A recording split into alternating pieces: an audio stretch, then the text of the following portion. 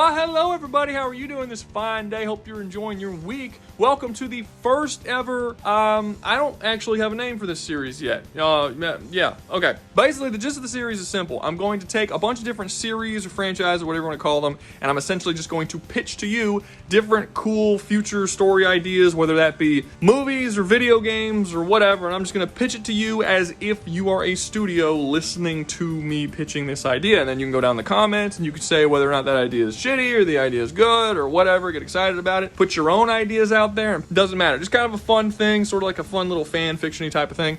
One thing that this video is absolutely not is it is not here to shit on past movies that are in these franchises. I don't really care to do that. I'm not a hate profiteer, nor am I interested in being one. I want to talk about good shit, not bad shit, and that's what we're here today to do. I might do a couple of critiques here and there on past movies and problems I think they had to sort of justify my decisions in the things that I pitch in the video, but really, that's about it. But I've wasted enough of your time. Let's get started. First up on the chopping block, nope, that's the wrong video. First up, we have Predator Bad Blood. Now, before I get started on this one, I kind of have to explain a couple things. One, I gotta explain what a bad blood is. In the Predator universe, a bad blood is a predator that is considered dishonorable. They are absolutely reviled by other predators, and clans will outcast predators who are considered bad bloods. They are considered by the greater predator society as sadistic, unstable, they'll kill children, they'll kill people who are unarmed. If predators can be described as alien sports hunters, then bad bloods can be described as alien serial killers. They have no rules, and they just like slaughtering and killing people. Now, the second thing I need to go over is something you're going to notice about a lot of these movies, possibly all of them, I'm not sure, we'll see when I get there, is that in a lot of these, there aren't actually any humans. And you might be wondering how you're supposed to make a Predator movie without humans who can actually speak and relay information to the audience.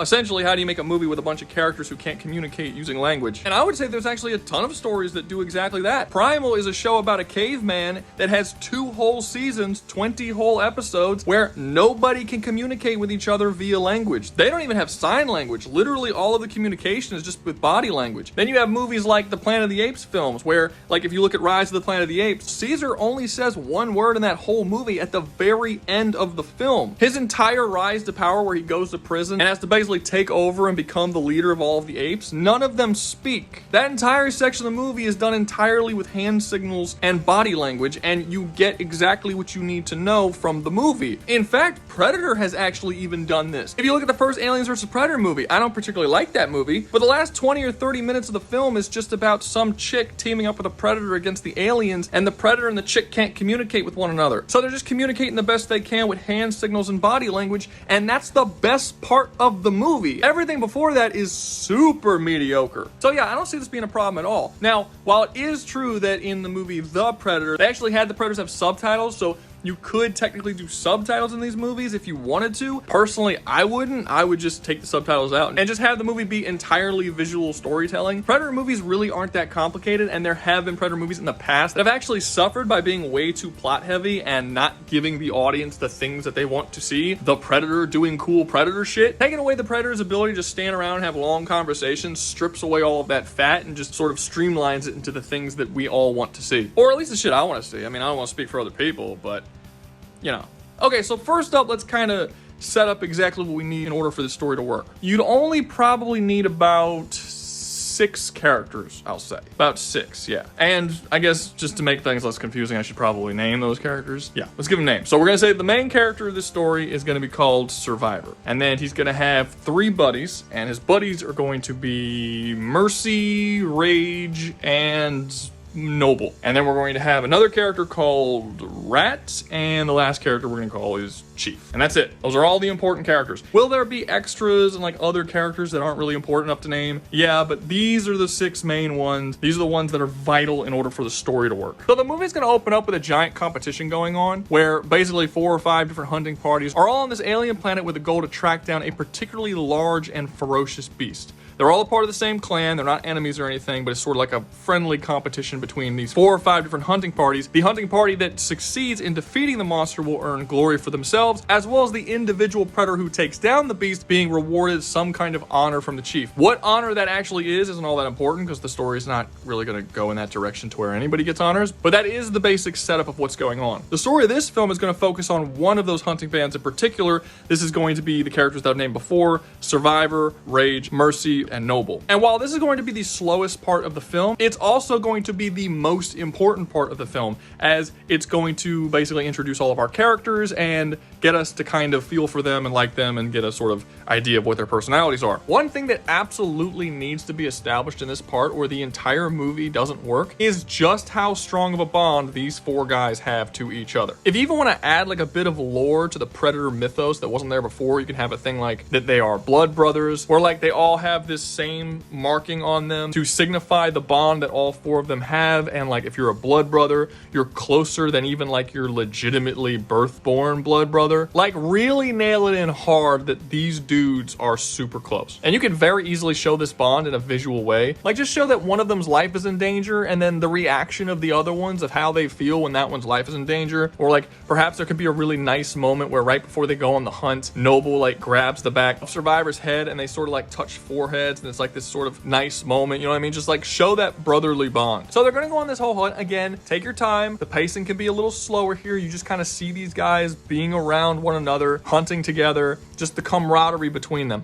Eventually, it's going to lead to them actually running into the beast. And they're not going to be the only ones that find it. Them and one of the other hunting parties are going to find it at the exact same time. And this is going to blow up in this massive fight with this giant beast that none of them were prepared for. Now, somehow, some way, at some point during this fight with the beast, our main character Survivor has to do something that is incredibly dishonorable in order to win and overcome the beast. Nobody there is capable of overcoming the beast. They're all getting their asses kicked. Survivor is about to die. Something's about to happen. He then breaks the code of his clan in order to overcome and defeat this beast. There's a couple of ways this can happen. Like, let's say they're fighting the beast and the beast is about to kill Survivor. So in the last minute, he decides to start targeting, say, the beast's babies or something, like it's a mother and it's in there in a cave or something. And then the beast has to like go and protect its babies, and then he kills it that way. And then all of the other predators in the area are like, what the hell? That's not, you can't do that. Because that is a part of their predator clan's code. You can't attack unarmed people. You sure as shit can't attack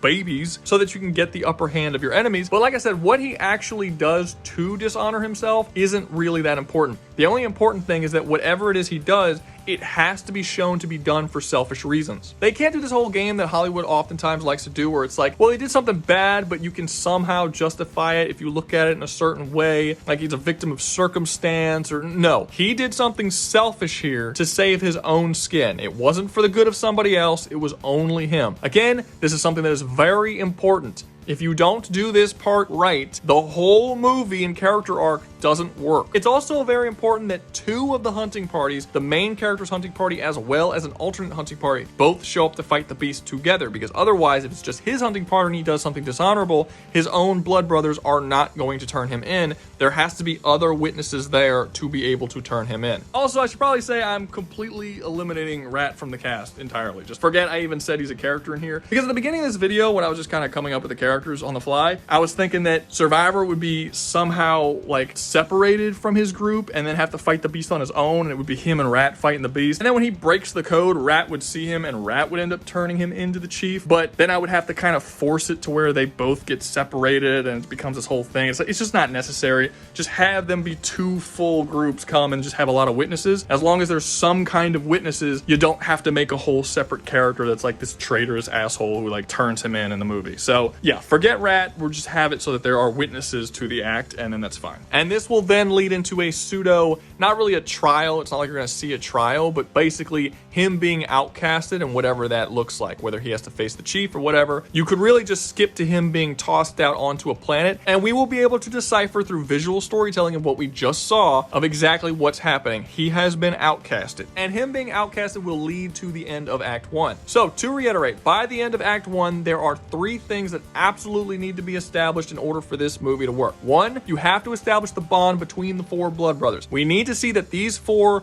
love each other and are genuine brothers. That's very important. The second thing we need to establish is that Survivor is a selfish character, or at least willing to make selfish decisions to save his own skin. Also something that needs to be firmly established. The third thing that needs to be firmly established is that Noble, one of the blood brothers of Survivor, is, without a doubt, no questions asked, the best hunter out of all of the blood brothers, including Survivor, even better than the other hunting parties that was there. He needs to be shown firmly that he is essentially the best hunter of this clan, like by a decently wide margin. As long as these three things are established in Act 1, any way you want to do it, you can kind of change the details here and there about, you know, what the competition is or anything like that. You can kind of alter things. But those three things have to stay intact. If they are not, again, the whole fucking movie falls apart. It's not going to work. So all of this will firmly lead us into Act 2, where Survivor is now banished to some random planet somewhere, and his entire hunting party, the Blood Brothers, is disgraced, because by Survivor doing this, he didn't just dishonor himself and his clan, but he also dishonored his hunting party and his Blood Brothers. What this ends up leading to is that the three Blood Brothers now have a choice to make. They can basically be outcasted as well and be dishonored and hunted down for the rest of their life, or they can get their honor back and be welcomed back into the clan just fine, as long as they can hunt down and kill Survivor. This is going to be the longest section of the movie, where the Blood Brothers essentially have to turn on one of their own, and it's going to be the three Blood Brothers against the one ex-Blood Brother as they're hunting him through this planet, and he just kind of has to survive and fight back. Now, this is where we firmly establish the personalities of the three Blood Brothers outside of Survivor. And you're going to see how lazy the naming scheme was that I came up with off the top of my head. But basically, one of the Blood Brothers, Mercy, doesn't want to do this. He does not want to hunt down his blood brother. He doesn't feel comfortable about this at all, and just generally doesn't want to be in this situation, and is the least gung-ho about hunting his brother. Rage is exactly how I named him. He's very, very pissed off. Again, what Survivor did not just dishonor himself, it did not just dishonor his clan, but it dishonored all of them. And Rage is extremely pissed off about this and wants to actively hunt down and kill Survivor. Noble is somewhere in the middle. He doesn't actually hate Survivor. He doesn't want to do this. He doesn't want to hunt down his brother and kill him. However, it is his duty to do so. So he's going to do it, and he's not going to cry about it. It just is what it is. And this is going to lead to a lot of really cool moments. An extremely talented hunter who's coming at you, one who is just fucking furious at you and just straight up trying to kill you, and then, you know, Mercy. Now, the reason why each of these personalities are super important is so that we can get a grand scope of different ideas of like what he did and what it means to these different characters. It grants a lot of opportunity for interesting character dynamics when you kind of cover the spectrum. And it will also lead to an extremely tragic yet very character important scene that will happen with Survivor and Mercy. At one point in the movie while they're hunting, Mercy will actually get the better of Survivor and have an opportunity to kill him. He will hesitate, and there's going to be this scene where you can actually kind of slow down time a little bit, and you can kind of show Mercy's eyes and him sort of like this sort of sadness in his eyes that he has to do this, and you can sort of look at Survivor in his eyes and understanding what's happening and all this kind of stuff. Really go into like how they're feeling in that moment just with a simple look. And then when Mercy hesitates, Survivor takes out a blade and slits Mercy's throat, killing him. Mercy dies. The one person who was still on Survivor's side, who didn't actually want to do this to Survivor, was killed by Survivor. And this is going to do a couple of different things. One, it's going to absolutely infuriate Rage even more, building up the intensity to their eventual conflict, but also it's going to tell us a lot about Survivor. Survivor doesn't grab that blade and cut Mercy's throat because he's an opportunist and he just did it. The thing that we want to slowly reveal about him is that he is a survivor. He's not a bad blood in the typical way that a bad blood is. He's not sadistic or cruel. He doesn't just murder for the sake of murdering. But the code that the Predator clan has, he has no issues with turning his back on it if his own life is in danger and he needs to save it. The thing that makes Survivor different than all the other Predators is that he, more than anything else, wants to live. And he will do literally anything and break any rule of the clan in order to do that. And we're going to try and show very clearly that at the beginning of the film and throughout a large portion of the film, Survivor isn't entirely aware of this part of his personality. And as the movie goes on, he starts to become more aware of it, and he starts to become more comfortable with the rules that he's willing to break in order to live. He's going to become a much darker character at the end of the film than he is at the beginning of the film. This is a very large part of his arc. If I had to compare it to something, I would compare it to like Jin Sakai from Ghost of Tsushima, if you ever played Ghost of Tsushima, where Jin slowly just sort of gets rid of all of the honor codes that he had and kind of goes from being a samurai to being a ninja who are not really honorable at all. Kind of like that, but like a Predator version. Like I said, the death of Mercy will infuriate Rage, and this will be the part of the movie that is the most intense, as he is just going to be this constant, relentless force just coming at Survivor every single moment that the movie is running. Every time he shows up, it's going to be unbelievably stressful. If I had to compare that to something, I would compare it to like Brother Bear.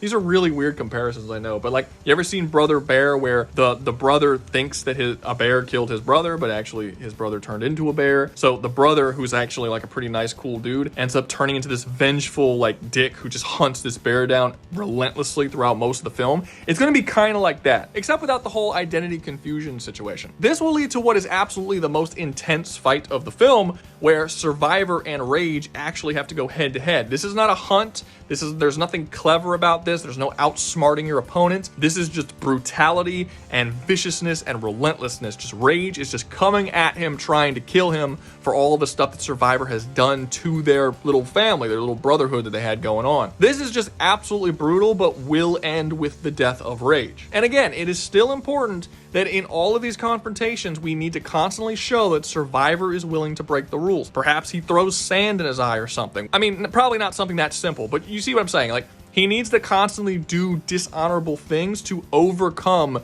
this seemingly impossible challenge that he has to overcome by going up against 3 different predators who are all just as skilled, or if not even more skilled than him. And this will continue on with Noble as well. Survivor will eventually have to go up against Noble, who, again, we are going to show throughout the film is a better hunter than he is, and he is going to not be able to take on Hunter in a fair hunt. And this is sort of where the crux of the point of the movie is going to kind of come into play, where Noble can see Survivor breaking the rules in order to go up against him, but Noble, with his duty-bound nobleness, refuses to break those same rules, even though Survivor does. And this is going to lead to Survivor overcoming Noble and killing him as well. By this point in the film, when Noble's dead and Survivor's the last one alive, his character arc is essentially completed. He has fully embraced the role of a dishonorable hunter who is willing to literally do anything to survive, where again, as earlier in the film, it was still the case, but he just wasn't really as aware of it, and he wasn't like ready to accept that role.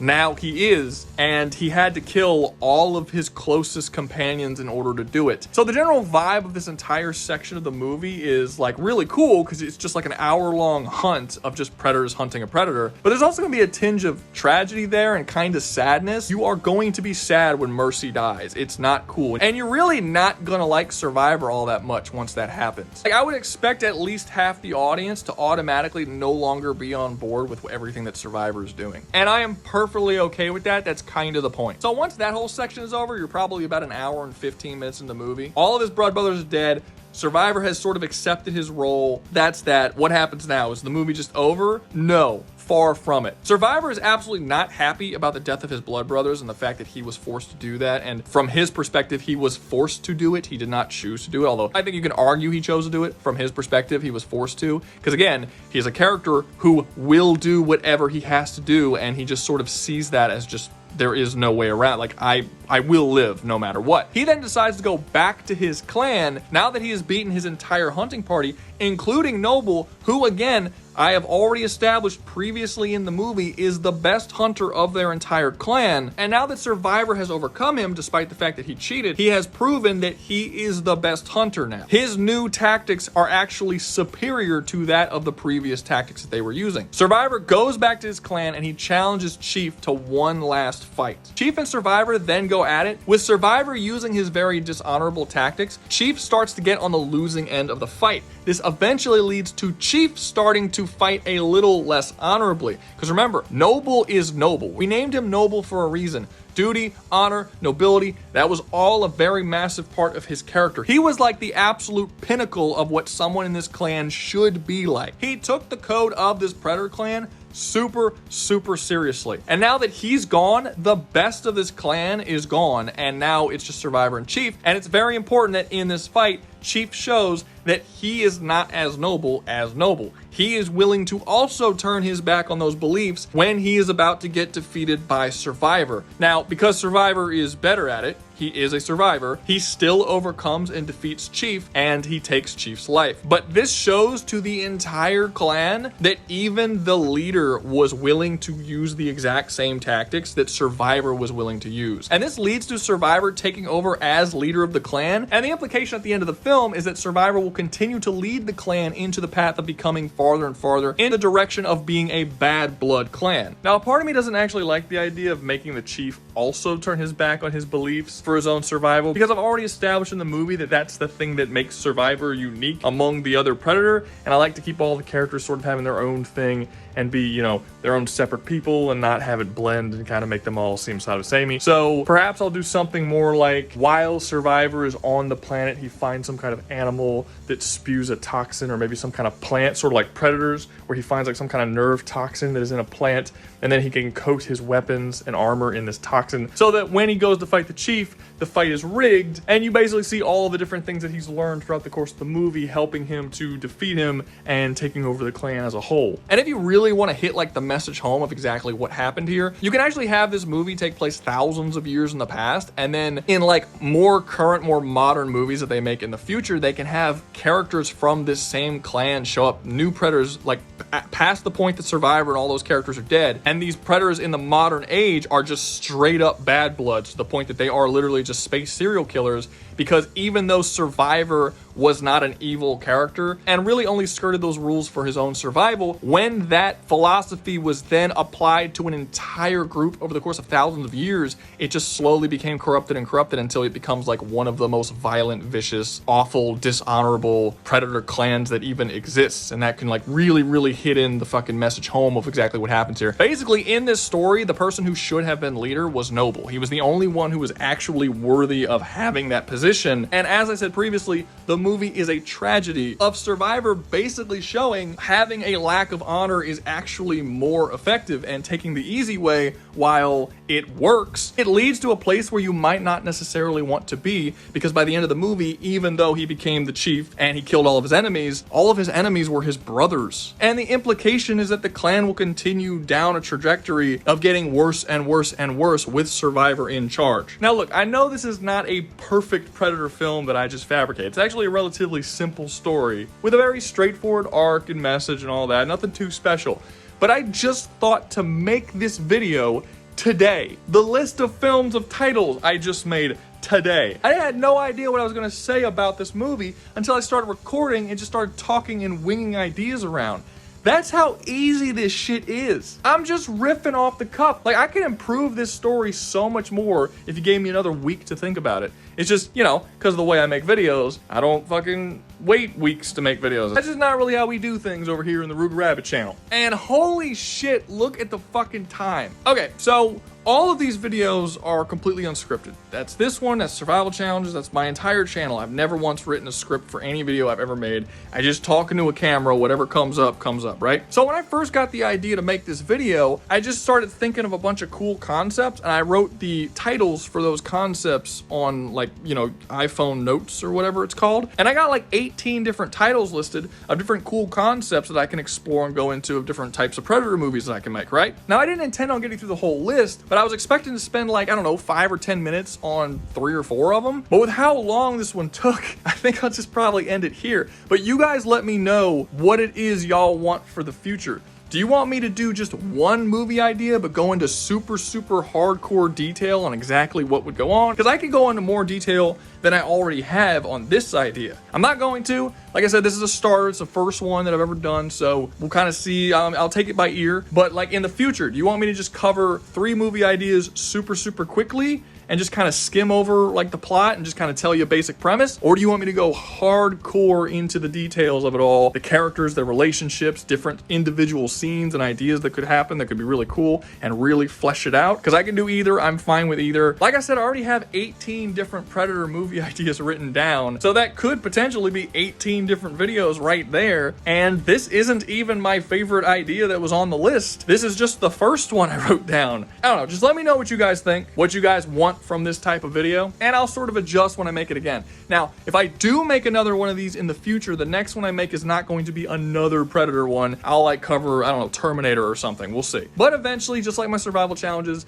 I'll, you know, loop back around and redo old ones, or not redo, but do another Predator movie and another Predator idea. And if people like this video and the video gets a lot and gets a decent amount of views, I'll probably do it relatively soon. Maybe even before the new Predator Badlands movie comes out. Who knows? We'll see. But that's going to be all for today. Hope you enjoyed the video. If you did, make sure to like, subscribe, comment, share, and join the membership. Remember, you join the membership, you get videos early. And always remember, y'all stay safe out there, you hear?